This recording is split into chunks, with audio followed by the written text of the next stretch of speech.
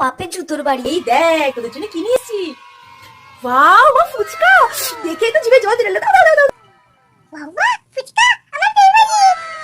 যাই না একটা ধুয়ে আসি। আচ্ছা হ্যাঁ হ্যাঁ যাও যাও যাও যাও গিয়ে হাতে ধুয়ে এসো লক্ষ্মী মেয়ে যাও। আর তুই শোন দুজনকে কিন্তু সমান ভাগে ভাগ করে দিচ্ছি, পাঁচটা পাঁচটা করে, ঠিক আছে? একদম ঝগড়াঝাটি করবি না, মিলেমিশে খেয়ে নে। তো আমি যাই রান্না করতে যাই, মেলা কাজ পড়ে আছে বাবা। হ্যাঁ মা প্রমিস, বুনু আসলে বুনুর সাথে বসে বসে আমি ফুচকা খাবো, আমি একটু ঝামেলা করবো না। তুই প্লেট ফুচকা আমি করে দেবো। এই বাট এটা সমান আছে না, এটা সমান আছে, কোনগুলো বড় লাগছে? এটা একটু বড় লাগছে, আলুটাও বেশি আছে, ঝোলটাও বেশি আছে। এই বাড়িতে আমি নেবো, বোনকে ও বাচ্চা আমার ওইটুকুই খাক, আমি একটু বেশি বেশি খাবো। উফ কোথায় যে গেল না, এই ফুচকা নিয়ে কি বসে থাকা যায়? জিভে জল চলে যাচ্ছে। একটা কাজ করি, বনু তো এখন এখানে নেই, ওর থেকে দুটো ফুচকা খেয়ে নি আর আমার থেকে দুটো ফুচকা খেয়ে নি, বলবো তিনটে তিনটে হয়ে গেছে, জানি না বাবা দিয়ে গেছে।